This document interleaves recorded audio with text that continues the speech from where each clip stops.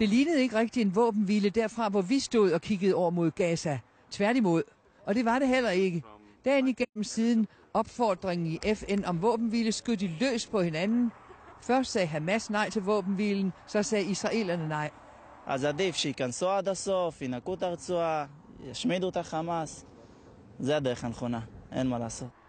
I Israel langs grænsen til Gaza er der opstået en makaber form for turisme. It bombs that and not the helicopter. Fra bakketoppene følger israelerne med i bombardementerne af Gaza og indtager deres medbragte mad i frokostpausen samtidig. We want to see it in our own eyes, not from television point of view. They chose Hamas to rule them. It's their fault. They got it to where it is now, not us. But don't you think it'll get worse by bombing them? No, I think that's the only solution. I think they should just clear off all the city. Just take it off the ground. Yes, I'm a little bit fascist. Denne bakketop er et traditionelt udflugtsmål. Herfra plejer ornitologer at kigge på fugle.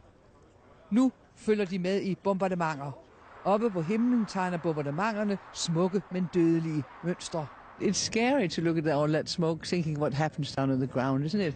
It's very scary. It's also scary to look on the other side and see it. Men blandt krigsturisterne fandt vi også folk, der inderligt ønsker en snarlig våbenhvile. Det skal bare ikke være nu, for fjenden er endnu ikke slagen.